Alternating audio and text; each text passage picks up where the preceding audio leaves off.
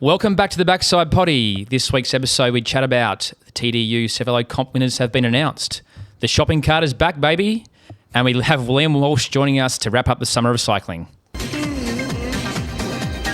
gin and tonics, 2 vodkas, and a scotch. Yes? 500 watts, please. Now let's introduce you to the Backsiders. Shauno. G'day. Jim Bob. Yeehaw. Kurto. Morning. And our special guest, Liam. Hello. Welcome along, guys. And obviously now we like talking about what's been happening in the last week. Jim Bob, you've had a big week. What's been going on, mate? Oh, mate. Well, we got out for Battle of the Arses on Saturday morning, which was a bit of fun. You snuck off for the win there, which was pretty cheeky. Yeah. It was good to see. Man, you rode so well. Good tactics, mate. It was great tactics. It was a bit of fun, man. Like, it wasn't the normal sort of racing that we've had lately, which is like just a power fest and speed fest. It was full tactical. Yeah, it was pretty tactical. It was pretty dynamic, and a lot of guys that perhaps wouldn't normally have been players in the race got to sort of thanks, Jim Bob. to manipulate the race and sort of have a go. I wasn't talking about you, mate. Oh, of course. Not always talking about you. But yeah, no, just training at the moment, getting ready for G2I with our boy Freebs, and then Baby. yeah, Q Tour. There's a bit of interesting stuff coming up, and got some new boots this morning. The new Vapor SLs. So they're sitting on in my bike room, looking pretty sexy. So looking forward to wearing them this weekend. That's me. Hopefully it's nice and dry for you. Well, then I'll be wearing the Vapors. Exactly. Yep. Not the SLs. Nothing worse than getting a brand new pair of white shoes dirty. Can't do that, mate. No. Sure. I've never owned a pair of white shoes. So. Well, you don't know what it's like then, eh? No, keep it black, mate. Well, never have to clean anything. You don't even clean your own bike, so... Once you go black, you never go back? Mate, ethics, thanks. Oh, dear. Gee whiz. Sean, what's been happening this week, mate? Bring us back into some straightness. Yeah. Well, the tandem train went out to Brookie on the weekend, and we cleaned up the Brookie comb. Well, Lambo did. He won it again? Yeah, he beat his own comb by like 50 seconds. Yeah, it's And impressive. you boys were flying. There were some hand shandies on the socials by the Tandem boys. Too much. Do love Too it. much? Yeah. It's all part of the game, mate. who was instructing that Instagram reel, mate? Joshy Bike off. So he was Mate, just I thought loving it was himself. pretty good. Yeah. I love the intro. That was crack up. Oh, Yeah, yeah, yeah, yeah. 100%. That was dope. Yeah. Joshy on the socials, just getting it it was done. proper taking the piss. I loved it. It was good though. The boys were on like we lost a few riders pretty Hold early the on. shoe, Tonys. Yep, and mate, Lambo was just on the gas, man. He's on another level at the moment, so it was good to see. And then went out to Ipswich on Sunday and Dipper. had a team time trial out There's a there. few car wheels as well. No, Oh, okay. car stayed together, mate. That's good, mate. It was bloody hot out there on Oh, Sunday. mate. Though. Jeez. No good. 1 o'clock starts. Yeah, what about you, Kurt? My week was good. Little recovery week. So From what? Mate, my TP had 2 yellows and a green and another green and a red. Mate, if you don't put anything in there, it doesn't make them green. It's all green. That's true. Yeah, mate. I was very well behaved until 10 p.m. on a Saturday night, and It all went downhill real quick. my arm got twisted, and I didn't make it home till 4:30. standard Saturday then. Then Sunday I tried to go for a run, and my body's still hurting. I've got like severe cramp at the moment on my left side of my body, but yeah, terrible week as per usual. But yeah, mate. Freebs, how's your week been, mate? Yeah, it was good, Jim. Almost a carbon copy of your own, mate, with a little bit of K's in for G2I. Obviously, we got that coming up. Like you mentioned, snuck away for a little cheeky win at the Battle of the Arses, which was nice, and then picked up a fresh set of kicks today. So, thanks to Whitey down there at Cobra 9. I'm pretty happy to have some nice fitting shoes and some carbon insoles. When are the hand shandies on the Cobra socials coming out? Like, Oh, yeah. So- Coming soon, Oh, mate. they've already started. They've already I'm pretty started. sure. We should get John- Buddy Joshy to come and do it. Oh, yeah. You're not taking Jono's job away, are you? Nah, Jono kills it, mate. He does well. Kills it.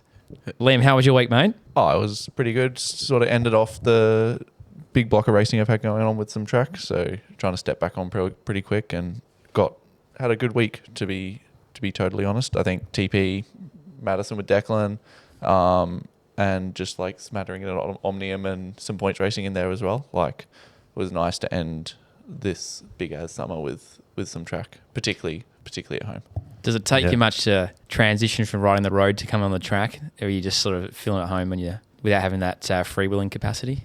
I mean, it's difficult. Like, it's definitely quite different. But I've also done the transition quite a number of times in the last few years and sort of gotten used to what I have to do to get myself ready in between. So part of that is Muzz, and then also just like doing some motor pacing on the boards in training. So nice. You don't forget to sometimes not freewheel. It definitely happens a couple times, like in that first session, particularly if you've got like a big Team Pursuit gear on. You're like rolling down. You're like, oh, kick gut. I reckon you would have done that once or twice, Freeze. Yeah, mate. I did the other day in the warm up. It With was a fixed gear. delightful. Nearly went over the front. Just keep your legs bent. That's a trick, eh? I'm sure Liam handles it with much more grace than you do, though. I've no doubt he does. there's no grace when you forget to sort of keep pedaling. No one's looking good. Speaking of which, mate, you did manage to pick up the national championship for the Omnium, though, didn't you? Yeah, in the end of December there. Let's not be modest. Yeah. I mean, that was one of my better weekends on the bike. We did a decent amount of training beforehand, not necessarily specifically for that, but just sort of to get ready for the summer. And it was nice to sort of like start the whole block of racing and the sort of the short fire blocks between big events with the win, and the UCI Omnium there the day before as well definitely complicated a few things with the Japanese guys coming out. So I had quite a tight battle with Naoki Kojima into sort of like the last 20-30 laps of the points race, and that was definitely enjoyable. Like, definitely one of the highlights, and getting that away was a big confidence boost for sure. Were those Japanese track guys, were they racing Southlands as well? Because I swear you got away with the Japanese guy. Was it the same guy or a different guy from the same team? Well, they did a whole block. So they did Southland as well. And I was up the road with Aya Hashimoto at Southland the day that I won. And then they also did Tassie Christmas Carnivals, I think. And they did our National Omnium. And they did a bit of a training block around Melbourne and whatnot afterwards, because obviously it's a bit cold up north. But I think we'll go over there with Keish, with the track team in May, to do their Super Cup and their league racing, which will be good fun. And some of the boys did it last year and they got their asses kicked. So I think we'll try and return.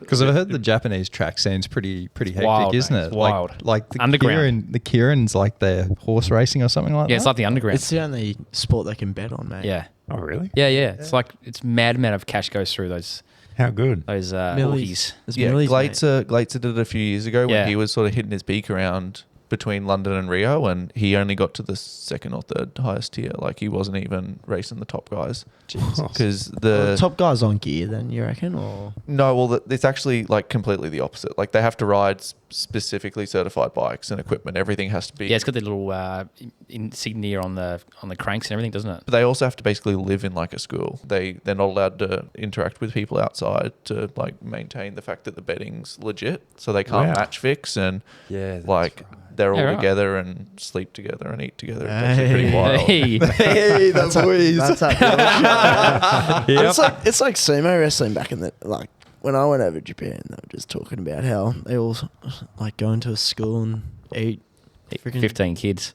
Mate, I could eat them under the table, dead set, but I don't chuck it on. Suck. Yeah, dude. Could get around sleeping with some of those boys back. Like, man, some of those team trips I did with Harley, geez, they were good fun. They were good fun. We could only imagine. You're off the reservation, Kurt. Let's bring it back. Do those guys that do the Kieran over there, do they make good cash? I heard that. Yeah, it's like No, some of it's- the track guys have gone over the previously and bulk. made really good money. Oh, lots of money. Well, it's like, obviously, Kurt said it's like one of the only sports they can bet on. So it's like the money that comes through there is phenomenal. It's The just crowd's different. big too. I mean, they can race in the rain and everything. So there's What's always outside? Yeah, there's like big 400-meter outdoor tracks, like body armor, like. There's That's like, right. There's like. They wear the bright kits as well. Yeah, and the Love helmets, them. helmets with the cover on there. So Yeah. We need to go to Japan for a cycling trip, I reckon. mate, I reckon you and I'd think get a boys spat trip. so Yeah. fast. I think a boys' trip, not sort of cycling trip. Yeah, yeah. Oh, yeah. Ricky Bobby's over there at the moment. He is over there. He's loving Yeah. life. Yeah. Okay, so Oh. getting things back on track. So talk about the track. You've just finished the track. Won the world champs in end of last year. Where'd you roll into straight after that? I rolled straight into Tour of Southland. So I went from Denmark and we flew back in and had a week here. And That would have been good humidity for you. Oh, motivation was an all-time low going into Southland. But the first sort of getting away there, I had a good group of boys with Kean Watts and a few other guys that go quite well over in Europe, and we got around it a bit. I think second in the TTT to start, and then Kean won the first day, and it's split to bits, like 3K in with far out. It was that first stage at Southland was like one of the most ridiculous days I've done. It was like 120K and 45K an hour average wind with like 80K an hour gusts, and I just remember like boosting up past the side of the bunch 3K in because I could see it splitting and picking Declan up on the way. And the boys Gave him the tap. Let's go. Oh yeah, it was just like you could see it splitting. First turn was straight into crosswind, straight out of town, bang, like up the first drag, and then I think there was a gravel sector at like 20K to go that got real rutted out, and so they decided they were going to stop the race before the gravel, drive us across the gravel, and then restart afterwards. Oh wow! So it ended up being like an hour gap in the middle, and our first split got 7 minutes 15 away from everybody else. Yeah, perfect. And so like we were sat on the side of the road waiting for them to come in for about an hour on stage one. That's hilarious. And To be fair, I reckon that's one of the best publicised races going around. They do a great highlights package. They like do. it's really like Mate, it's like 20 minutes highlight package. yeah, it's consumable. You know, for cycling, it's so like we don't have anything else quite like it. Although New Zealand do a terrible job of their national champs. Like, that is their national champs. Yeah, I know. Tour of Southland is like I've never seen a race get so much support from the local people. It's insane. Southland. But like New Zealand just had their national champs and they had a finish line camera and that was it. They didn't have any like Gotta love the motorbikes or anything. Where's the Australian Nats? They do a pretty good job. Like Apart from showing a really the good whole job. men's race, but Yeah, they'll show everything else. They don't show the start of the men's race, which was And Plappy annoying. just gives people wins anyway. To be fair, and then Liam comes third. Exactly. Let's not. I was about to say you've segued pretty well Yeah. there.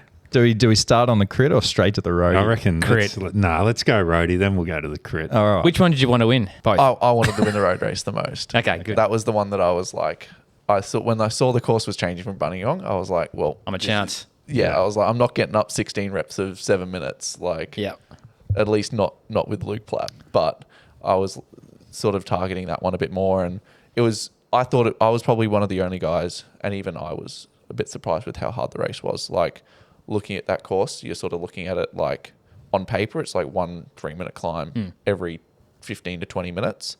And you get a nice big long rest along the bottom of the riverfront beforehand. Was it a rest? It was not. It was downwind, wasn't it? It was basically horrible. flat tail. 60Ks an hour or some more. And yeah, those corners into the bottom there, just once we got the all clear, once Connor got dropped from the early break or got ridden out of the shoe from Durbo, that was sort of the only place in the course where I was lighting it up, because you could just sort of pin it around the side of the bunch on the descent, rip through those 3 corners, and I was doing 400 watts, doing 60K an hour on the waterfront. It was taking guys ages to come back. Yeah, it would be.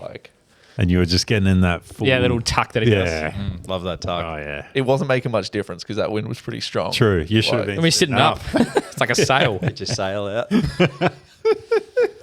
Would have suited you, Jim Bob. Oh, mate, I just have to sit up, spread It's my not very arms, often, and eh? I'll soar like an eagle. Maybe one day I'll go over there and have a crack at it. I reckon it'd suit you too, Shawnee. We're never going to get around to Buninyong, and Freebs. Did you get around Buninyong? I didn't finish. No, you didn't. Oh, you got on the TV, though. You did. Hey, he was early break. Wait, is this the first time we've brought this up? No, Freebs' no. TV No, we haven't time? spoken about that much. Surely it comes around every fucking 2 weeks or something. Oh, that's the Masters Nats. Oh, sorry. Good thing you brought that up again. Yeah, anyway. let's Why are you talking about it? We're off the reservation. Let's bring it back again. Yeah. Oh, mate, it was a bloody impressive race. Yeah, talk us through the last lap maybe. Well, I mean, the thing with nationals, particularly with Jayco, is it's always what are they going to do? And we sort of knew that. Well, yeah, we sort of talked about as a team like they're going to try and stack the move, like the thing that they did previously before 2024's edition in Buninyong, when Plappy and Harps just rode 7 minutes clear of everyone, was they always tried to control it. And they were like, well, we have the numbers and we have Michael Matthews or Caleb or Plappy or someone. We're just going to set the race up for them. And then when they launch, we'll be sweet. We'll still control it on the front and just slow it down. But like, yeah. And what they figured out was that they just need to split it and just use the fact that they have 7 or 8 of the best bike riders in the country just to torch the race from the start and make it as select as they possibly can. And then they mark individual riders from the World Tour team. So they had one guy on Jay, they had one guy on Jai, and then they'd split the rest of them across the Conti guys and the guys that they sort of targeted, which is like really quite an easy formula for them to execute. So how far could you move? Not very far. I mean, the thing is that we got a bit of separation in the middle there just before Connor got dropped, with a split with Hepburn, myself, Blake, Quick and Agnoletto. Simon Clark came across, and we were trying to back Connor at the front of the race because obviously that's a 50-50 chance for the team. And I was looking for a free ride to get across, and that got brought back. And once that got brought back, Plappy was on everything. Like, he missed that one move, and after that he was in everything, and he was doing nothing, which is exactly what he should have been doing. So is that frustrating for you guys when they sort of just mark everyone out of the race? And yes and no. Like, obviously you'd love to see everyone get their shot, but equally, like, I know obviously coming from a team like Bridge Lane and on Keisha as well, like, you have to use your numbers. And the really not the cool thing about Australian Road Nationals is everyone rocks up flying, and so you can't really discount, you know, guys like myself who ride Conti gear and have never really shown themselves on proper World Tour stage yet, other than obviously TDU. But like, you have to give everyone the respect that they deserve, and obviously Jayco do that, and they make it incredibly difficult for anybody else to win until Plappy launches a lap to go. Tell us about that attack. We missed that because the fucking cut to an ad. Fucking hell. Just cut to an ad. Oh, okay. Didn't want to see the second last climb of the day. Even Phil Liggett got into that. Mate, it's a joke. Some of these ad breaks just did my head in. It was Tour Down Under, freaking Cadell's race, and Road Nats. Seriously, like, I know that they got to push their 38 ads in the last 5Ks, but far out. You could tell a move was about to go. And, I just want to see the promotion of Colgate. Yep. No, it was the promotion of the bloody Margaret River or something. I couldn't give a crap what it was, mate. That's how much interest I Tourism WA paid for that, so they had to get their money. do you reckon the producer's a cyclist? Like, he knows, you reckon he knows, it's all come back together. It's going to be a boiling pot for the next 5 minutes. Told us. Yeah, they've got KPIs, mate. Mate, Phil Liggett told you on that bloody podcast. We broke it here. Yeah. The guy anyway, we've got the man. We've got the man in the house. Thanks. So Plappy goes to tell us how it went. I mean, he was stacking up along the riverfront. Like, everyone knew Durbo was coming back. Like, the 30-degree day and about 100k solo, so it was sort of biting him, and we could see that. So was he on a blinder? He did some ridiculous power that day. Like the thing is that our group was very stop-start, and it wasn't really consistency. It's like the hare and tortoise kind of thing. It wasn't coherent at all. Like, the only guys who were really riding were Jay and Jai. But once he started to come back, it came back quite quickly. And so, like, I was sat on the back at the time he attacked, and I saw Brady on his wheel, Gilmore, and I was like, well, if there's one guy that's going to follow him, it's the guy that has been on his wheel for the last 3 laps and not like lined him up. And so, sure enough, Brady gives him 20 meters along the flat section. Bugger. And I don't know how that 20 meters came around. Like, I assume Plappy just did something quick through the bunch and sort of flicked him off the wheel from guys rolling off turns or whatever. He can be quite crafty. And then, like, once he looked over his shoulder and saw 20 meters, he just rode off. Like, unreal. Did you barb up at that time? Like, were you like, shit, this is the race? Or like? I mean, the thing is that Luke will always time his attack really well. And the issue at Buninyong is you can't really do any chasing on the flat section because it's all so fast that you doesn't come back. Just the hill, yeah. But the good thing about that circuit is, like, I, at that point, was just like, well, I have to ride over the top. And so I made sure I made the front split. And then I think there was 6 or 7 of us that Harper then attacked over the finish line from us. Because he thought it was gone. He was going for bronze. And once we got over the crest, it was just full steam ahead. Like, I think there were maybe 4 or 5 of us just going as hard as we possibly could, and it was slowly coming back. Like I watched the TV coverage back, and it looked like from the way they showed it that he just he just dipped, and it was 40 seconds straight away. Like it was sort of 10 seconds across the finish line. It was sort of 12 seconds over the top of the roundabout, and then it came back to sort of 8 or 10 by like my head unit timing, just trying to keep an eye on it. And then once all of our groups sort of came together, and that group and our second group sort of swelled to sort of 10 or 15, guys just started like, because they're cooked, just head down rolling into the line, and that just stalled it all out. Yeah. And once there's an opportunity to sit on in the last lap of a national road race, and you're sitting. Yes, you're sitting, and particularly So when it's like a muzz for you, basically. Yeah. Yeah. Oh, You're lining up for that final sprint, and you're just, you've got it in the bag. I'm chopping until other guys aren't chopping, and then I'm sitting on the back because Luke Plapp's a very hard man to bring back. 100%, Absolutely. 100%. It's a bit different to a muzz, mate. Well, it's a piss take, mate. But like, from how far out did you have like a big old pop a few threads in the bibs going, shit, I'm on here for a third, or was that not in your mind? When did it pop in? Yeah, when were you? Because every time we passed the brewery on the camera, there was Freeb's going, oh, there's a brewery. And I was like, thanks, mate. It's one brewery, mate. Yeah, but honestly, like, we saw you follow Blake Quick's wheel, and like Blake, fuck man, he gave you the best lead out you could ever have. Blake didn't want to give me a lead out. Well, I understand he jammed it, but you obviously went over the top of him. But we saw you react straight away on the TV because no one else went, and we saw you go, but we sort of lost it through the corner. Was that when you were like, shit, I'm on here for third, or what was it like?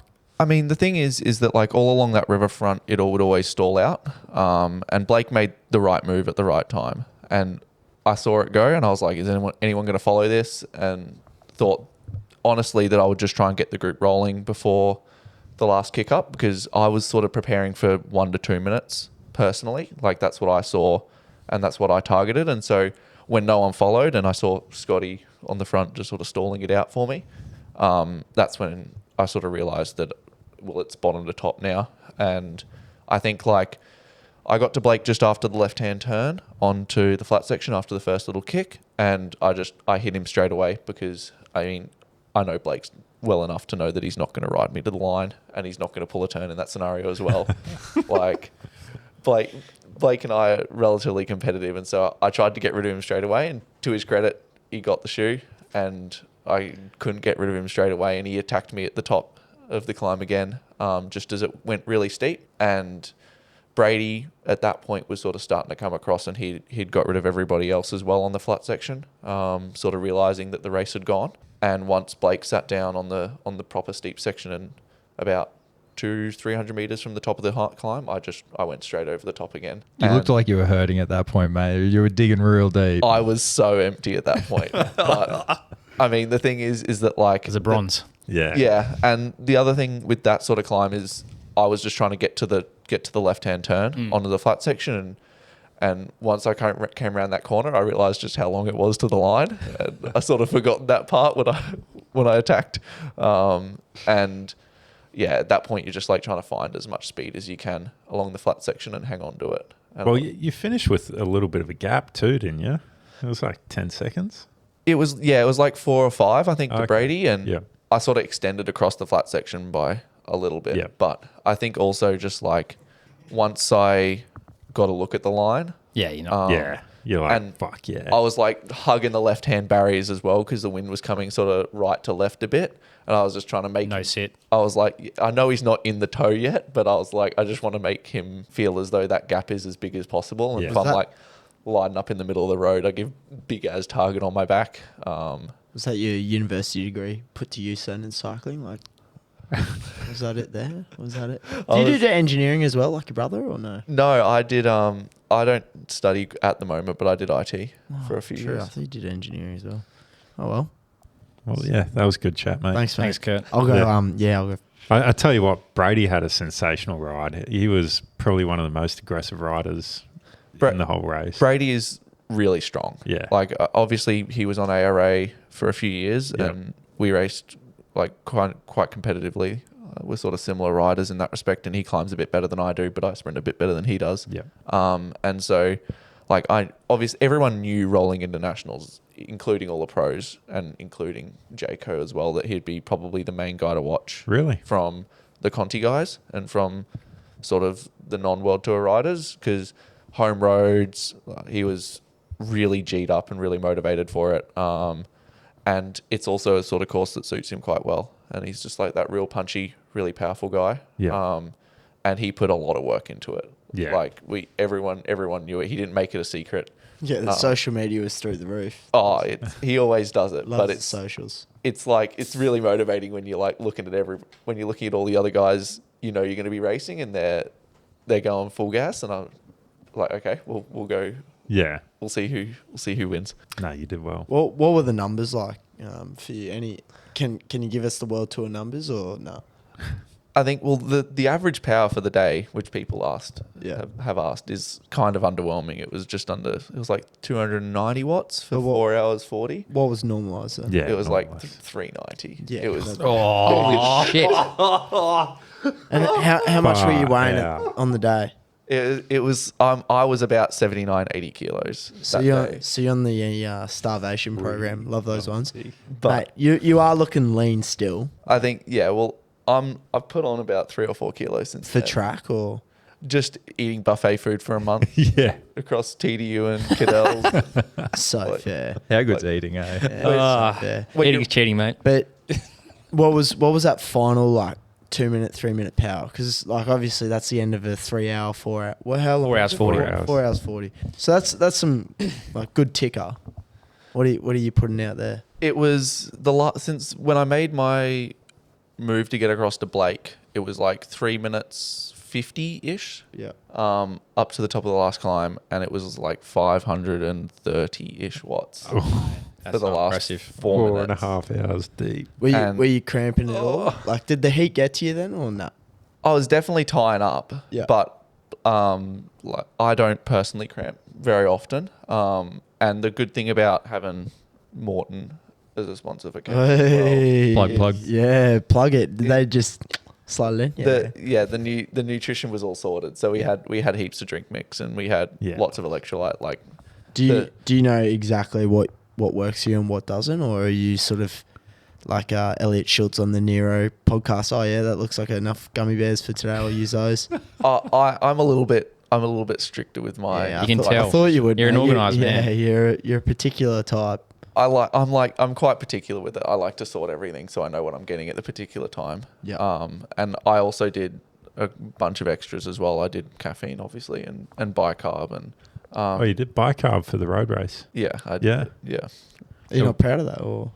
I wasn't until that last climb. Yeah. It was tough to hold it together, but Were you needing the toilet, or? Because there's not a lot of so you get a plug. Oh, wow. Cork it, mate. Cork it up. Cork it up, brother. You've got a few corks at your Because house, there's not a lot of studies that go bicarb that deep into a race. It's more sort of that track stuff, isn't it? Really. yeah, I mean, I've used bicarb quite a lot for the track. It's something that we do quite consistently, and I guess like for me, I did a couple trials before I left. One of them was New Year's Day crit on the Gold Coast, where I rode down and did a threshold effort or sub-threshold effort over Tambo, and then raced. And so it's sort of like that 5 hour day, and I ran the full protocol for that, and it worked quite well. So once, like, that's sort of my process. Yeah, you get a bit of confidence. Yeah, it's like, well, I get the support from the Queensland Academy of Sport is always really good, and so we just talk to the nutritionists, and we're like, well, what could be a benefit here, and then how do we apply it on the bike, and then we do a couple tests and sort of tie everything together. So Yeah, sick. once that got sorted, and obviously New Year's Day crit went well, then I was like, well, I'm going to do this for the road race, and I think it's going to be a benefit. And it was. I think, like, particularly on that last climb, the sensation's always... Mate, 530 watts for 4 Any- minutes at the end of a 4 hours and 40 minute race. Yeah, you're doing all right. You deserve that, mate. That's on point. You keep doing that. The real question is just, you got back into that hotel and you felt like the man because Oh, fuck yeah. you would have been like, yeah, buddy, because you, mate, throw our mate under the bus. Hutto, he really cost you a gold medal in under 23s. He really did. On that final climb, mate, it cost you an under 23 gold medal. And then the next, Not true. mate, kicked my ingrown toenail. That's karma. And then I was bleeding. yeah, I know, bro. Bleed straight away. It's fucked. Nah, it's not on your carpet. Chill.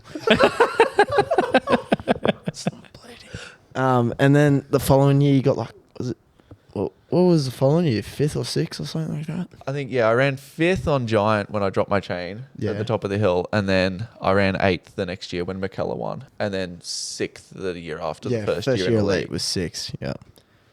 Yeah, because Dinham went past everyone on that climb that year that you got 5th. Yeah. He was just next level that year. I think he did the quickest rep up Buninyong for a few years that time. Like just bottom to top because Reese dropped him off. He did the toe into the bottom and then he did a peel a few hundred metres up and the team cars drove past and Damo, our Giant team manager, was just like, put it in the big ring this lap, Didham's coming. Yeah, right. Wow. But yeah, so Writing's on the wall there. So you've gone a few years coming close, but no real cigar. Obviously, you want first, you don't want third, but Well, when Two you're more chances. you're taking third behind 2 World Tour Exactly. riders. It's pretty impressive, man. Plappy especially being someone that could realistically have won 4 in a row. Was it 4 in a row or 3 in a row? 4. And then you have Durbridge that's been in the World Tour for 12 years, nearly pushing Geraint Thomas's 20 years. 20 years more. It's been like 20 years. Yeah, Yeah, it feels like it. Nah, I thought I was about to say, isn't it like 12 years? Oh, no, it was 12 years since he last won the Nats. But you're taking that any day of the week. What was the hotel like? Were you popping champagne bottles or was it just like cooked pasta straight to bed, 8 p.m? I was rooming with Maxie Campbell. So Maxie. There's no partying there, man. Yeah, there is. Nah, I personally didn't go out. A few of the other boys did. that's understandable. We had Media. TDU. Yeah, Yeah, you got I think- TDU. You got to lock in. I think we sent a couple pizzas and a kebab. And then, Sent. Oh, like, those got deleted quite quickly. And That's a standard Tuesday night for Kurt. Yeah, exactly. so that is a very for a different guy who scent eats for sumo me. wrestlers under the table, I'm sure that's not very yeah, impressive. it's not impressive. So, mate, what is podium at the Nationals? What doors does that open? Obviously, you had the TDU, which we'll talk about in a sec. That was probably already locked in advance, I would assumed. Yeah, that was done sort of December. Has it opened some doors for you? Like, what's that look like now? I haven't heard a lot after the summer. And if you're looking at like World Tour teams, Nationals in Australia is like the be all and end all. Like everyone looks at Nationals and it's like that's the one race that everyone wants to do well at. But World Tour teams and Pro Continental teams don't always see it that way.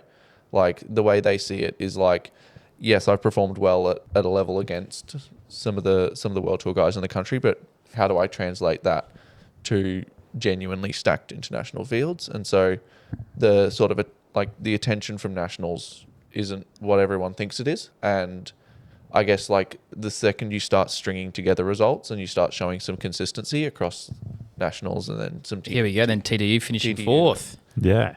Should we just dive straight into that? That's just Yeah, because that Right, stage that's was a great gnarly. lead in because you did show yourself against the world stage.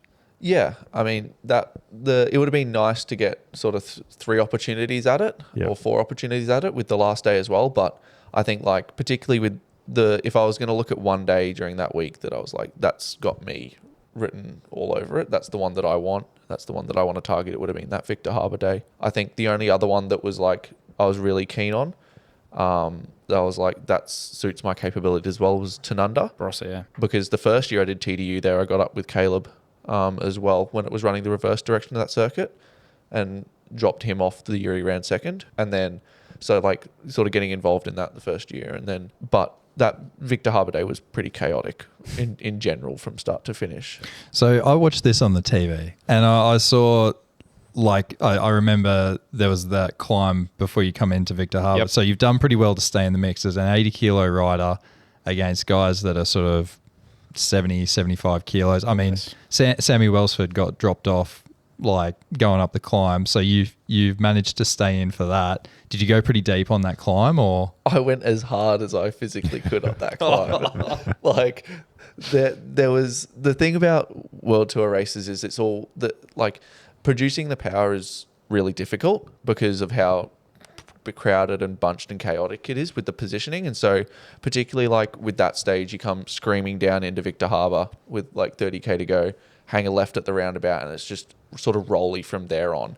And it's these 2-lane roads with a little bit of shoulder on either side. Yeah, it is. And so it quite quickly goes to roadblock. And so I did quite well with Scotty behind me as well to sort of jam myself in between some of the teams in that second or third row initially. And obviously with more organisation, I slowly get sort of filtered back to sort of mid-bunch. But once you sort of hit the climb, it just sort of explodes. And guys who have done their job into the base just peel out or don't peel out, and they just come straight back through the middle. Yeah, it's and hectic that. like it's quite difficult to get a free bit of road to make ground if you need to, which is where like I imagine that's super stressful. Like having to have your head on a swivel. You've got guys coming back. You're trying to follow, like watch the wheel Go up in front of you while you're at max and trying move up, to do and that. move up. Dude, Oh, that's why I walk us through love. that. That's why I love the onboard cameras. Like when they do the videos through TDU, Tour de France and the Giro and stuff, and they just show all the riders just getting filtered back through the group, and you see everyone using the freaking heads to get out. It's a of the different way. sport, mate. It's a completely different sport to what we do. Correct. Is it intimidating? I mean, the thing is that nobody really gave us that much of an issue this year. Like the thing about the national team is like if you're not there to race and you're sort of like a bunch of bunch fillers and you're sitting on the back and you can't get yourself involved, then the World Tour teams do just move you out of it. They're just like, get out of the way. We've got a job to do, and they don't really think twice about it.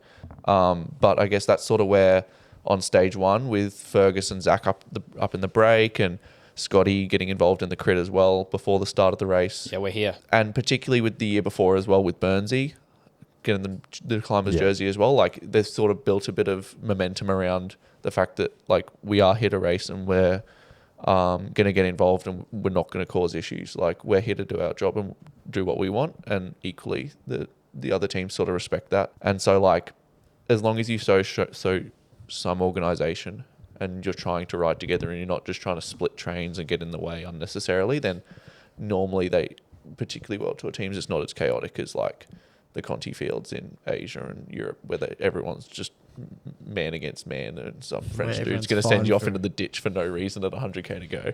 He's always French, isn't he? Always. Who's French? The person who sends you off into the ditch. Always French, mate. What about that? Benny P. Yeah. What about that?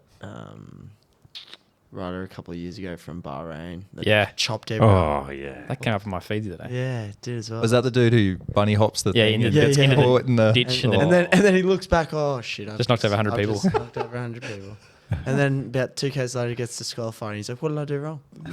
What did I do wrong?" So what's been the best race so far this summer? Obviously, Nuts is pretty hard to beat, but you've also got TDU where you got that fourth on stage 4, or you even got a national champ at the Omnium. You also got bronze with your best mate, Declan. Well, I don't know if you're best mates or not. You just do a lot of riding and hand shandies on the track with each other. I reckon your best achievement's that photo that's going around. Oh, yeah. How's that photo, man? Surely that's your Fucking that's your beast mode. That's his Tinder Facebook profile, eHarmony profile, Tinder profile. Hinge, Grinder. Yeah. Bumble. He's a big LinkedIn. Grinder kind of guy. LinkedIn. We don't talk about work on here. As we that- can in your case, Liam. Does everyone know the photo that we're talking about? We'll make it the number one photo in the. We'll make it the number one. The bloody... what have you- Zach Williams has done some magic behind the lens with Has that he? one. Yeah. Fucking... Because I Have first you baby oiled yourself up for the day as well? Like, you're That looking was- shiny. That was that day was the TDU like last Camise, and that day was stinking hot. It was. Like it was beyond it. Mum and Dad were up at the top of the KOM, and it was nobody was particularly enthusiastic to stand out in the sun. Let's just say, like, I think crowds were pretty good all week, and then that last day definitely bit everyone, including us. It was a hot day. A real hot day. but a good photo. Great photo. getting back to your fourth. Yeah. I'd love to hear a bit more about. You've done the climb. You went full gas. You said. What happens next?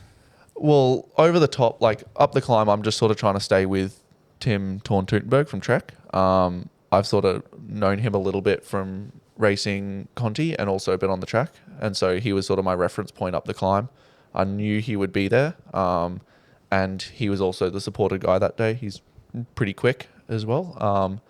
And so once I sort of made that split with him, we were sort of 50, 60 meters off the back of the main group. It was pretty close. And so I saw Fergus as well on the front of our bunch, and I just jumped on the radio and was like, right, just so that group didn't stop over the top, because it didn't go downhill straight away. It sort of rolled for a bit and went downhill, and then there was another couple K of a drag. And so we got back after the feed zone, and once we did, it just sort of everything kept rolling. It didn't really stop, because the thing about that day was it could have been quite easily been a GC day for the front climbers if there was a tailwind over the crest, because obviously with the climb, I think it ended up being similar to Road Nationals in 4 minutes, but it was harder. And then over the top, everything just kept ripping, and it was in the gutter a bit as well. So there was definitely some sections where our front group split and came back together. And then once we sort of dived down in towards Victor again at 5-ish K to go,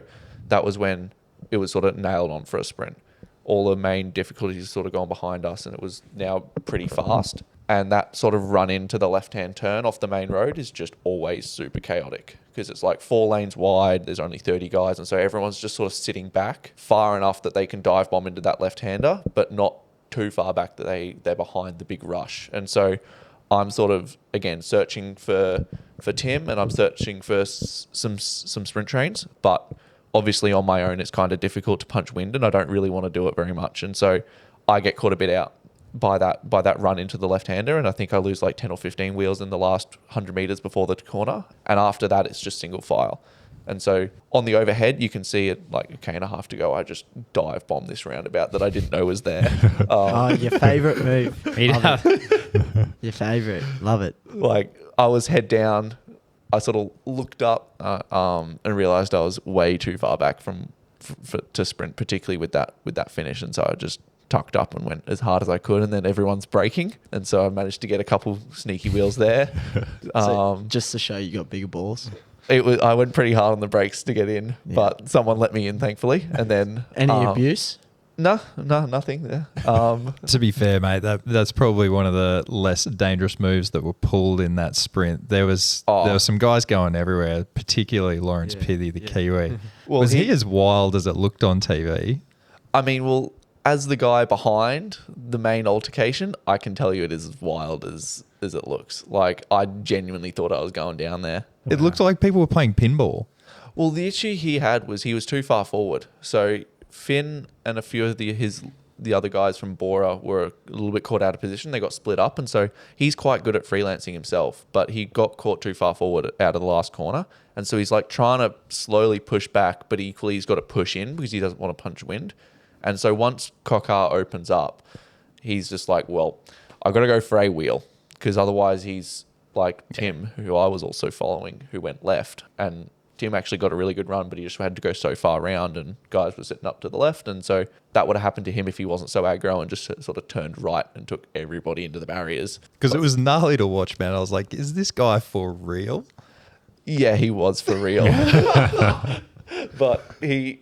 Like him and the Alpecin de Koenig guy in front of me, I thought they were like the Alpecin guy was leaning on the barriers for 10 or 20 meters there, and then that's when Lawrence sort of gave him a bit of room, and he sort of pulled himself off. But I was sort of caught between the two wheels, having followed everyone to the right, and I had nowhere to go. So I was sort of like, well, I'm following this train whether or not it goes into the fence or into space. Like it's wherever it takes me at this point, because there's no time to like look up and make a call. Jesus Christ, that's a big balls moment. Need big a mouth guard, eh? Yeah. need a bit more than a mouth guard, I reckon. Shin pads? Knee pads. Just a bit of ticker, eh, Kurt? Yeah, just a bit of ticker. Just a bit of tick. Jeez. And then when you just does it just all open up a little bit for you at the end, and you just roll through, or like it opened up at like 30, 40 meters to go. Yeah. And somehow Lawrence decides that he's instead of taking everyone to the barriers, he's going to take everyone back across the road. So he goes, Yeah, open it up. Open it up. It's like a bloody ball. I finally got a bit of space, and then just Lawrence starts coming across from my right again, and so you headbutt him. I mean, we were all just taken across. I wasn't far enough alongside him at that point to sort of hold my ground. But it was such a messy sprint. Like I was sort of head down from 500 meters to go, just sort of trying to find the gap, and nothing came out. So I had heaps of speed. I just had nowhere to go with it. And yeah, Lawrence once again going right, then left, then right, then left. Didn't make it any easier. And you get fifth, obviously, and then the guy gets. And then Lawrence gets relegated. Relegated. Last of the bunch. But I think Pretty bloody impressive. Very impressive. Oh, mate. It was very impressive. But like you could have got a third if it wasn't for him deviating like that. Yeah, I mean the thing is Affects that everyone. Yeah. When I was like looking back on that stage, it's like, yes, if it opened up, I could have carried a lot of speed, but equally I wasn't far enough forward to begin with to actually be in the spot that I needed to. Like I was sort of there or thereabouts from, Narvaez and Kokai out of the last left-hander, and they just made that extra effort at 700-800 meters to go to move a couple wheels further up, whilst I just decided to sit and try and run into space. And that's probably the little bit of lack of experience from my point. And also like Kokar's world-class bike rider and done it a number of times. And so like his experience just to know I need an extra couple wheels here, particularly in a chaotic finish, like was what a lesson though. Yeah. I mean, you can never be sort of too far forward in a sprint at 250 meters to go, but you can definitely be too far forward at 700. And so I guess I was just sort of I had a choice of left with Trek or right with Narvaez and Kokar, and I chose left initially because Tim had a lead out man, and I should have chosen right. But I mean, No, it's But- racing. It's a split That's second racing. decision. Like, Exactly. Yeah, And, you and gotta you back didn't your gut. you didn't have your own train either, so but also Narvaez, man, that guy can put out some power for some Mate. little small. Colombian. Yeah, Colombian. Mate, he looks like he's about 55, 60 kilos. And, mate. it's like Rendog sprinting. Yeah. But, I can't picture that actually. mate, he can Love Rendell. climb, he can sprint. Like, he's a bloody good rider, eh? Yeah. His climb on that upper lung was incredible. His mum popped into the Cervelo tent when I was right. in there, and she wanted a shirt, and I was like, all right, here's a shirt. We went back She to asked pay for a it. signature as well. Sean Moran. She couldn't speak English, and I was like, who is this lady just standing here? And then she got up pro cycling stats and My goes, son. my son, Narvaez. And I was like, oh. Have a shirt. Mate, she just sold the story to you. You gave Good her on the shirt off Well, your I back, mate. was like, she looked Colombian, so made 1+1 equals. Yeah, there's not many. Three. There's not many Colombians getting around bloody Adelaide, is there? Nah. there were plenty of Eritreans.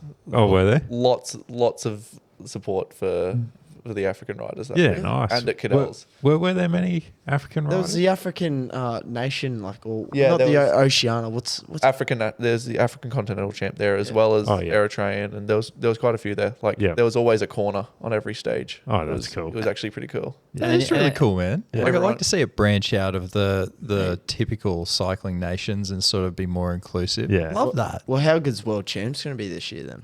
Oh, Well, it so- may not happen there. Why? Apparently, there's a bit of civil unrest. Oh, mate.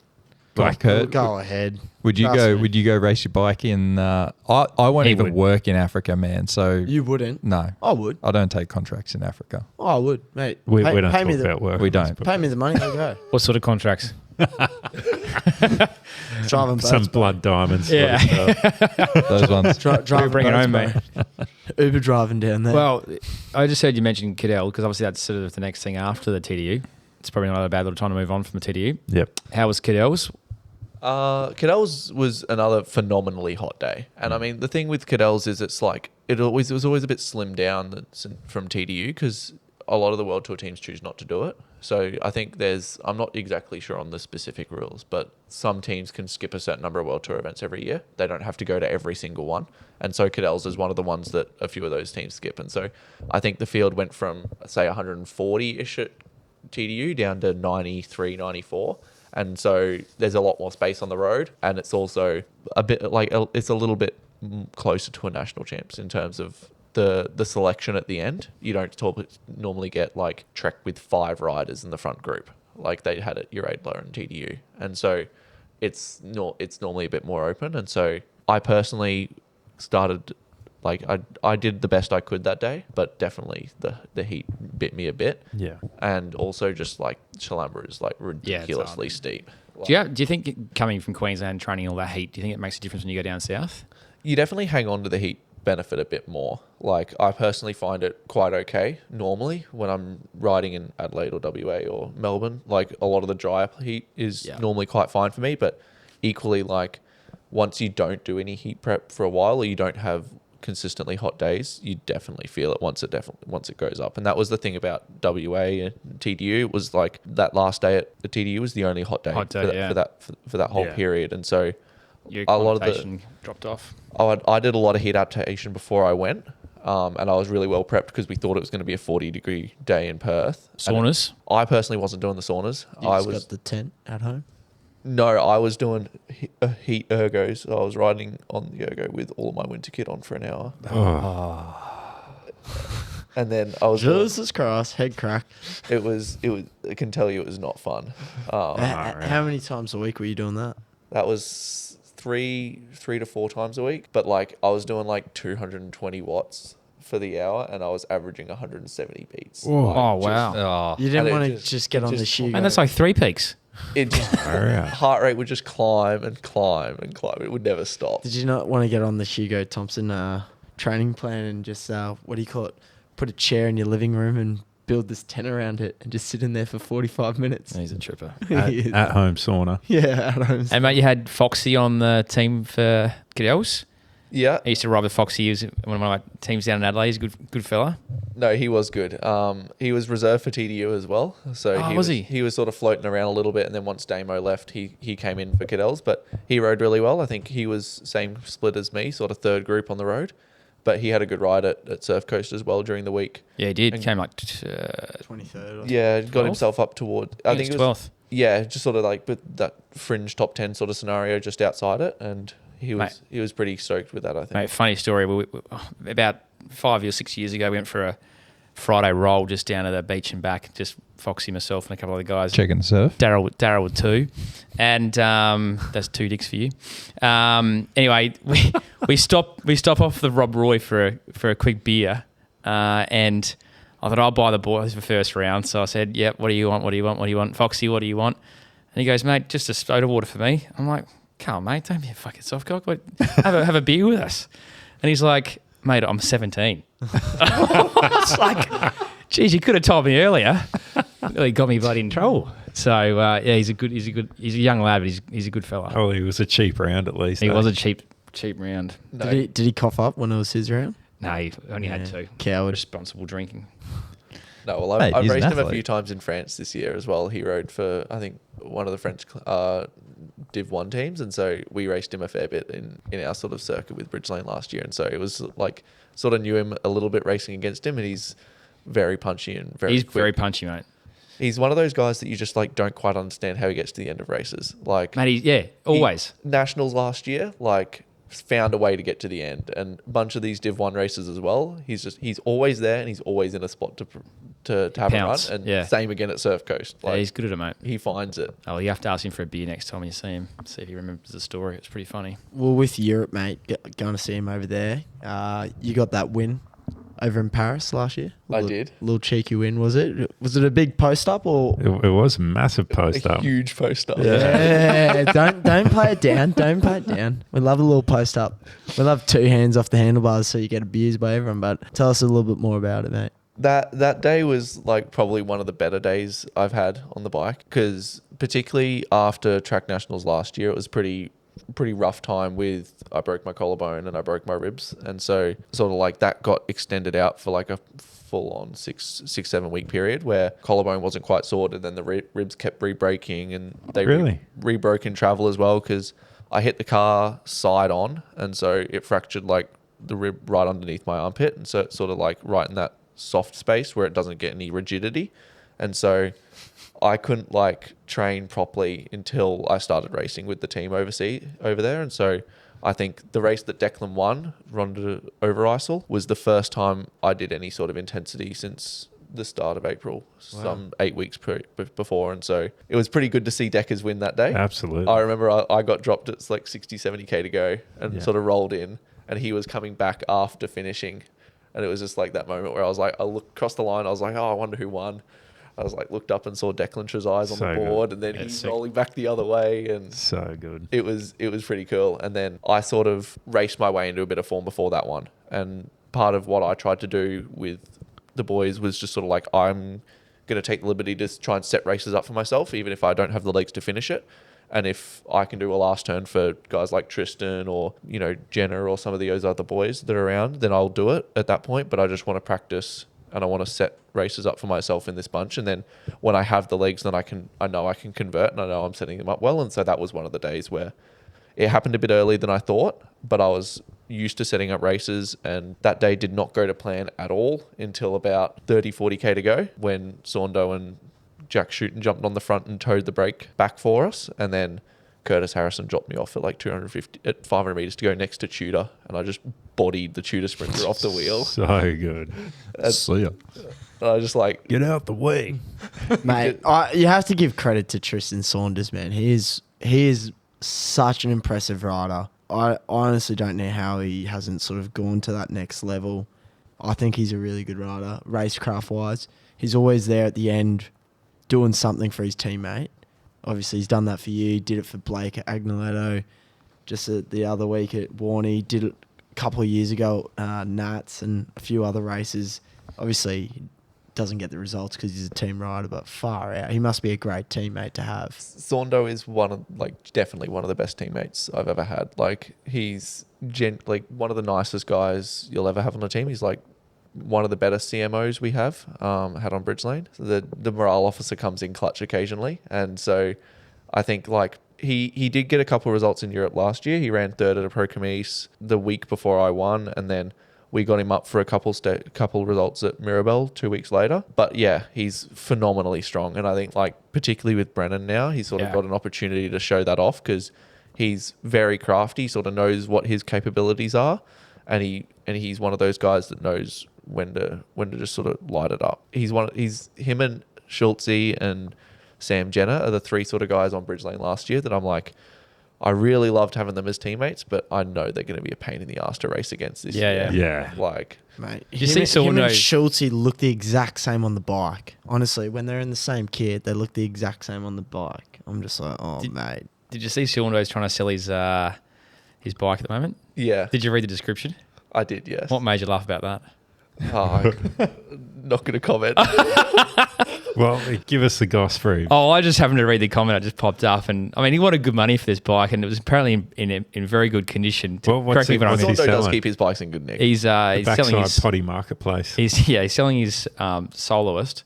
Anyway, he goes along and group set's in good condition. Blah blah blah. Frame's got a minor nick. That's very nice and to take a photo, acknowledge that.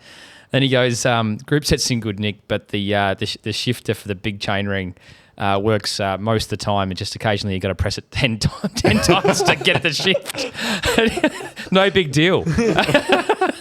Anyway, it just made me laugh. At least he was fair with that. Yeah, that's gold. Just kept Still want $9,000, please. He wants $9,000 for it. I think it was like $9,000. It's probably taking the Anyway, that's a while after that. Was it on the right track? Yeah. Yeah. to be fair, like Saundo keeps his bikes in really good nick, but those soloists and Well used. Oh, not even. It's just like the thing with racing them is stuff does go wrong occasionally. Yeah. And when you're selling a team bike at the end of the year, like I sold mine end of last year as well pretty quickly, and mine got used for about 6 months, but his got used for a little bit Couple longer. of years maybe. All year, because I went back to my Propel after I came back from Europe before I went to Worlds. To get used to it. Yeah. I mean, I personally didn't like that soloist very much, but that's just me. Looks like a gravel bike, if you ask me. It does look like a gravel bike. Horses for courses, eh? That's it. That's it. Mate, what's up for the next... Yeah, what do you got planned for the rest of the year? 2025. I'll go to the Nations Cup in Turkey for the track in 3 weeks. Hey, nice. So you're going to go join the hot air balloons a little bit after? That's on the bucket list for That'll me. be good.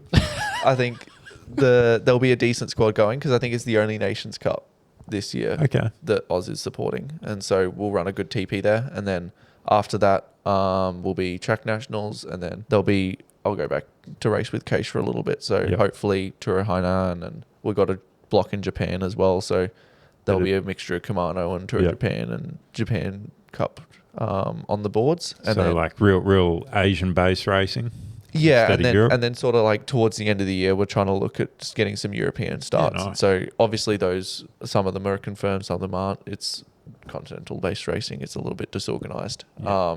Hopefully there'll be a decent 4 or 5 week block in Japan and South Korea, and then another 4 or 5 week block in Europe towards the end of the year, and then that'll sort of get me through to the end of August, and then there's track worlds in Chile at the end of the year that I'm hoping to target as well, and obviously that's selections based as well, and a long way off, but that's sort of like the grand scheme of things that I'm sort of looking to ideally do.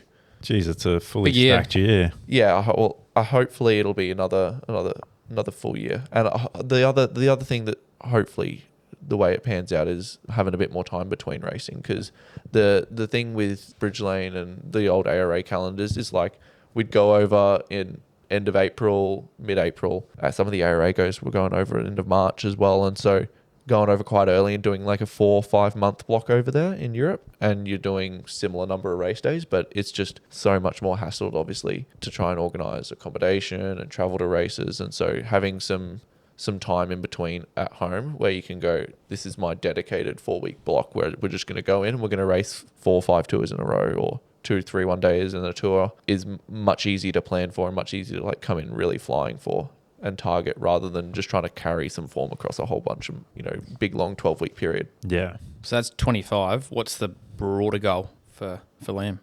The thing that I have been saying for the past few weeks, and what I have consistently wanted to do, is just race as many big bike races as I can. Like, I love the road and I love the track, and they're definitely different. And I think the way Oz cycling is going and the way the road is structured as well, you can kind of pursue both given the right schedule. Like, particularly if you're looking at, again, Torn Teutenberg, like race TDU, Cadels, and then won 3 medals at Euros last week on the track. Meathead. Won the World Marathon Championship end of last year as well, turned World Tour. So it's definitely possible to cross if you can manage it well enough. But I just want to continue to like progress both road and track and take whatever opportunities come my way. And if that's obviously World Championships is almost as big as you can get, and so I'll keep pursuing that, and then I'll take my road chances when I can. So the last month has been predominantly road focused, obviously, with Road Nats, TDU and Cadels, and those big opportunities, and trying to make the most of them.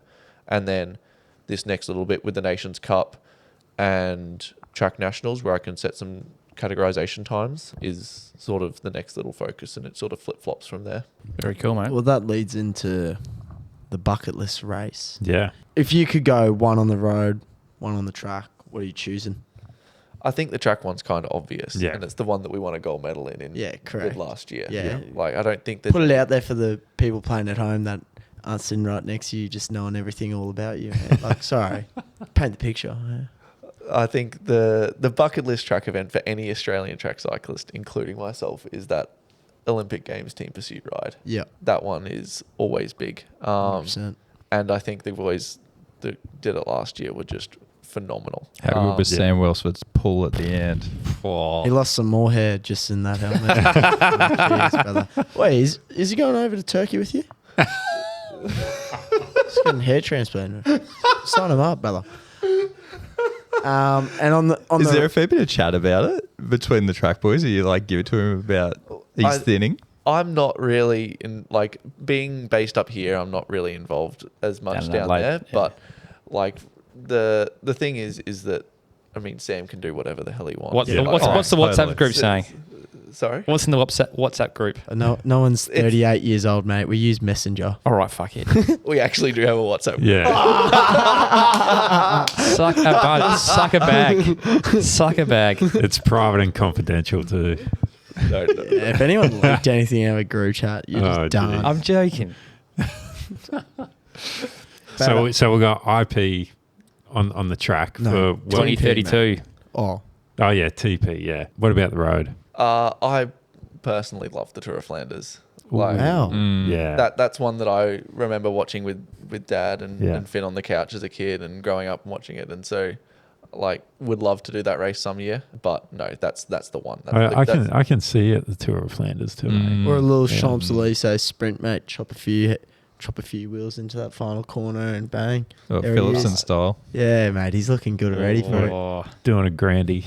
Ooh. Would you get around doing a Grandy? Like, I wouldn't mate, say you would. no. No. Yeah, correct. It's up there.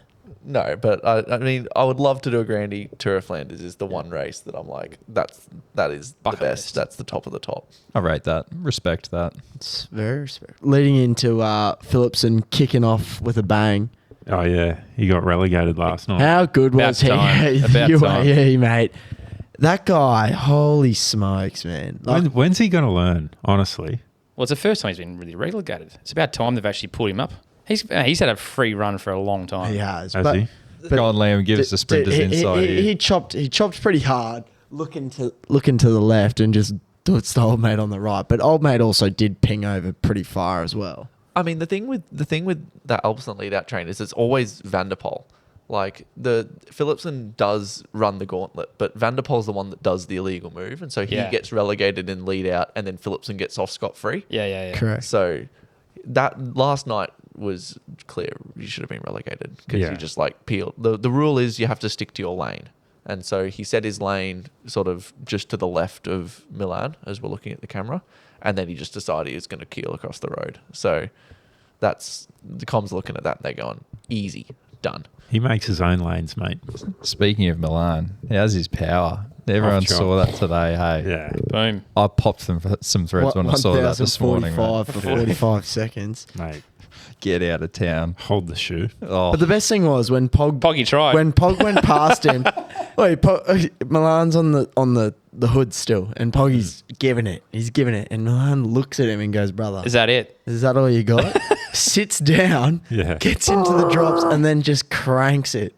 It was like, Jesus Christ, this is Hats off to Poggy though.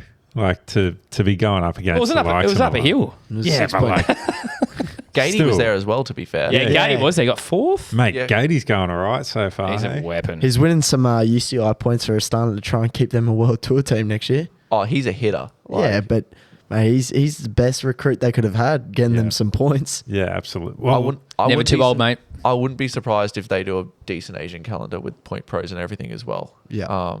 They have done it in last few years as well. So Well, they're also sponsored by a massive Chinese billionaire now. yeah, but equally they're normally quite switched on with the Asian point pros and the point ones that sort of farm those points Yep. when it's not as competitive. So I wouldn't be surprised if he does a circuit. Just cleans it up. yeah. And yeah, does what he did for Black Spoke and for Burgos the last few years and just cleans hell ass out. And He just goes there and knows up first. It's a shame he's Next not rocking the New Zealand colours though. Yeah. Bloody what a disaster that New Zealand national champs was. A bloke I've never heard of won it.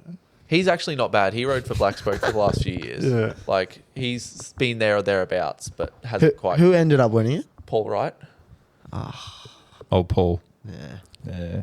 Almost like a Tony. But Not far off. who was the TT rider that won it? TT didn't surprise me. Finn Fisher Black. Yeah, Fisher Black. That's right. That was actually that was a good podium there.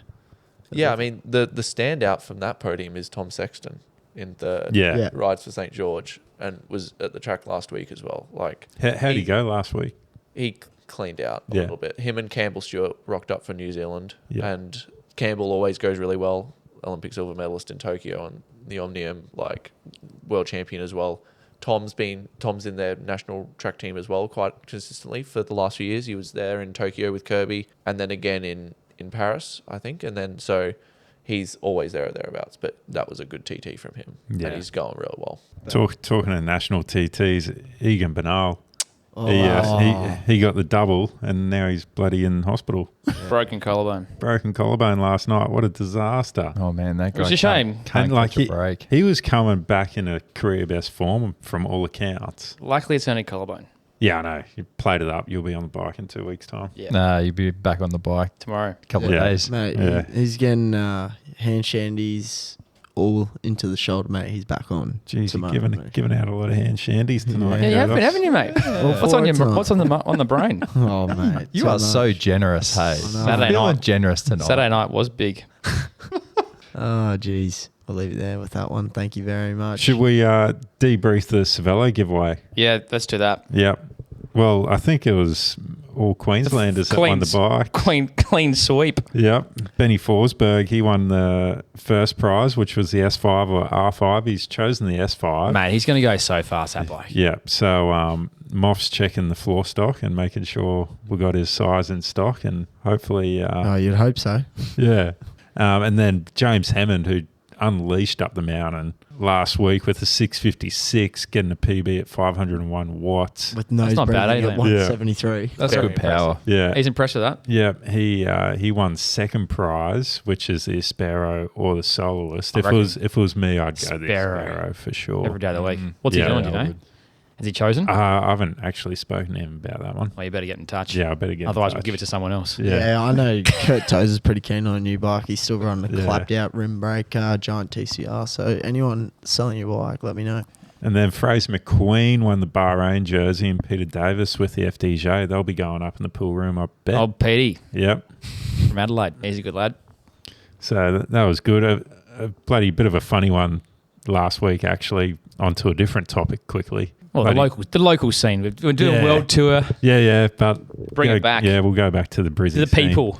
To the people, and it was on the Friday airport loop that I usually do. We were bloody cruising home along Nudgee Road, about to get to the coffee shop, and bloody Claire gets a puncher. Oh, it was a disaster, mate. Absolute disaster. Bloody massive screw through it. Went through 3 canisters, tubes, in the Uber. $57 from Nudgee to wherever she lives. Anyway, gets out of the Uber, gets knocked with a $150 cleaning fee as well because the tubeless sealant leaked all through the bloody car. Oh, man. And then You can't help but laugh. she told me about it, and I was like, actually, Strava. Yeah, enact your insurance policy. There's an insurance policy in Strava that covers this sort of shit. It's like they cover it up to like $50. Yep. $50 Ubers. So everyone, if you got Strava Premium, don't forget to activate Sunday's insurance. How do you prove it? You just submit the receipt or your ride, And- your activity. And your tubeless sealant all over Nudgee Road. Yeah. So you got to take photos. Yeah, take some photos. Can I say? Cover your ass, mate. You know what insurance companies Oh, are like. yeah. They never want to pay out. Love So, that. That's cool, though. So if you've got tubeless, you need to have Strava Pro. Yeah. Basically, is the moral of the story. Well, the idea is with tubeless is that you don't get punches. It's meant to seal itself, to isn't be it? fair, mate, Screw through your tyre, mate. Nothing to seal on that. Well, I just got a puncture the other week in my tubeless, and now I'm running 1 TPU and 1 tubeless. So it's really upsetting me. I wish Strava Get a new Premium tyre, mate. could cover my 3 car flat tires I've had. in 3 days. Nah, it's all fixed now, mate. You got 3 flat tires now. Nah, it's all fixed now. What was it? Be keen to know. Nah, it was the third one was a massive nail. Yeah. Builders, mate. Builders. Yeah. Tech screws. Yeah, it was actually Unit 6 of my apartment complex getting renovated. There you go. And, Did you send them the bill? Oh, I feel like doing something, but I'm just leaving it, mate. I don't want neighbour wars. I'll steer clear Yeah, of all that's not that worth sort of That's stuff. unlucky. No mate. ticker, mate. No ticker. Well, mate, I came home to the tap going on outside because we're on the dungeon floor. Fludger. We're below. This is Below ground. Yeah, we're Oh, below yeah. street level, so So I you call get it the flooded. dungeon. The tradies have been using the tap out the back, Mother. but forgot to turn it off. Oh, no. Yeah, why would you turn it off? And I've gone to turn it off. Still running 2 weeks later. You You're can't turn it joking. off. They've buggered it, and I just can't be bothered. It's not my body corporate. Very Mate, it's the water out of the Ivanhoe. Mate, it's probably not a bad thing it's getting empty. I feel bad for my housemate. It's outside his bedroom. Just hear this. Yeah, and he doesn't care. He just sleeps around. Oh, Jesus. Anyway, Clearly. Freebs, we've got the shopping cart's back, is it? It's back, baby. Should we run the intro? Yeah, run it. Ole, ole, ole, go catch freebie shopping cart. Well, wasn't that nice to hear again? Haven't heard that for a while, eh? Well, mate, the people have been asking for it. Mate, and you've got a cracker today. I've delivered it. So we are in the midst of summer. I've been sweating my ass off, Jim Bob knows. And You are moist. of all people on a bike, Do you can- spray the sweat? Do you love a spread? No, I get given a hard time. I try and contain it into a headband. Yeah. And anyway, Mate, that headband as well. It's been That the needs to topic go. of discussion for some keen. time. Ren's keen on it. I'm going to get him one for his birthday. Mate, Whitey said to me this morning, he's like, can you sort Freebs out? I can't have him racing in my kit with that. Oh, turn it up, Whitey. You can't see it when he's got his helmet Yeah, on. exactly. Calm down. You can It's just- better that than getting a bloody bath behind you. Well, that's it. He's being considerate to us, mate. Yeah, there's some people in a few bunch rods I do that, should use Could it. do with one, eh? Yeah. Breaking cycling fashion rules. Oh, yeah. I don't like getting sweated on. Anyway, we're talking all things hydration. So on a long ride, everyone knows you lose a truckload of fluids. I'm a candidate, and this tool that I've managed to find, a bit of technology, is kind of like the heat sensor that we spoke about, I don't know, end of last year. Yep.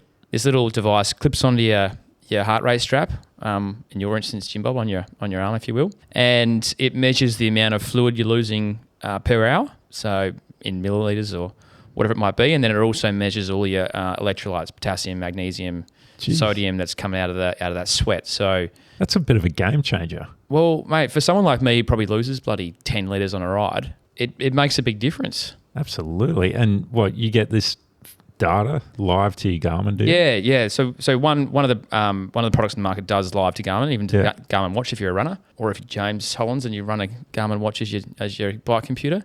Oh, that's another red flag right there. That's a triathlete right there. He's listened to the show too. We love that. The other one obviously has an app. It's an iOS app only, but it gives you a bunch of data points over, graphs it all, tells you what you're doing well in terms of zones, etc. But I think just to understand how much fluid you've lost, how much sodium you've lost, because that's the big one. It's just the volume of sodium that you're coming out. Liam, you're probably not a big sweater, mate, given you don't mind the heat. But what's your experience? Well, I mean, the thing is that obviously on teams and with my own personal experience, it's like huge range between a hot day and a cold day. And like personally, I am quite a high volume sweater, but I'm not high on electrolytes. So most of the time I'm just sweating water. I'm not like particularly sodium dense, unlike some guys like Freebs or Fergus Browning as well, who Lambo's white real coming out. salty. Is he? Oh, Lambo's a salty boy. Salty Lambo. Yeah. So you're running, you're a big volume sweater, but not a high concentrate. Yeah, so like personally, I don't have to like chase all of the sodium that a lot of the guys do. Like quite a few guys will like have electrolyte mix and then add a tab on top of that, or some salt tabs or something across the course of whatever training ride or race they do. I personally don't need to do that. The electrolyte mix is enough for me, but it's definitely a huge thing. Yeah, cool. And you've done a few tests yourself over the years? Yeah, well, I mean, we do a decent amount with the Academy of Sport. They basically, when we go in and we do baseline testing, they do whatever they can on top of that. And so most of the time that's VO2 max, and sometimes there's some fuel consumption, like what particular types of fuel we're burning at different zones as well, and then also the electrolyte and the fluid loss as well. The volume. Are you rolling your eyes every time they say, let's do a VO2 max? Are you just, oh, not this again? I go in as few times a year as I possibly can. What is your VO2 max? It's nothing phenomenal. It's sort of mid 70s. Like What's that on the Garmin watch, mate? Superior. I think as soon as you chuck on a Garmin watch, it just says your VO2 is superior. It doesn't matter how shit you are or how good you are. It tells me my sleep's pretty shit though. Yeah, it does. it rips you. I think anyone can tell you that, apart mate. from VO2. Anyway, Yeah. so yes, that's the tool in the shopping cart this week. They're under development. There's a lot of these people that are sort of coming into this marketplace. Same with the core temperatures, because it kind of works with the similar data. But I think it's really exciting. I'm personally going to pick up one of these, There's a lot of runners out at the moment. Got them all on their bicep. Yeah. I'm not sure if it's Same actually thing. show if they've actually got good biceps or. Anyway, Flow Bio, if you're listening, keen to test one. Send one to Freebs at PO Tenerife. Box.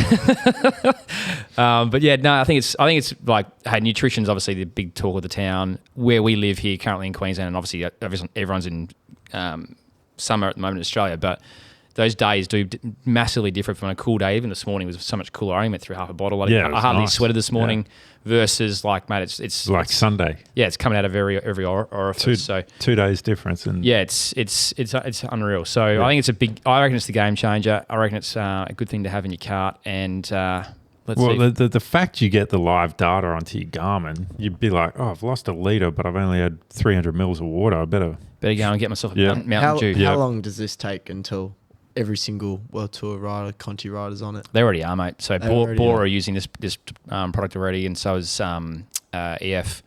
So Bora's looking incredibly fine though. They've got spec of the spec with their Boss sponsorship. mate, they're looking Bull. good. Bang. Off the bike as well. Can't go wrong with a bit of Boss. Quick question to Liam about the sodium stuff. Seeing you've tested it quite a few times, have you noticed your sodium loss change, or is it pretty well stay the same? That's a good question. Yeah. Personally, I haven't really noticed a huge change. Yeah.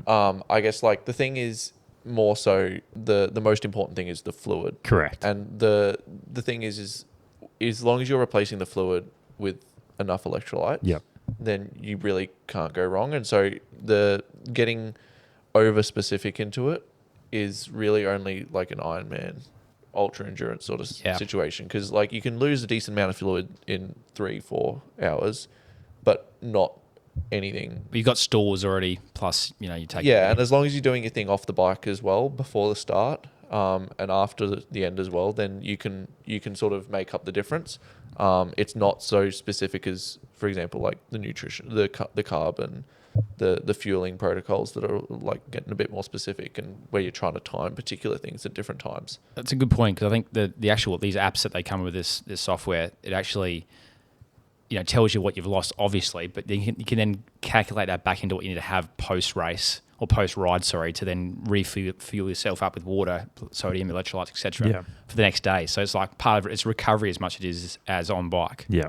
Most of hydration is done prior to the start.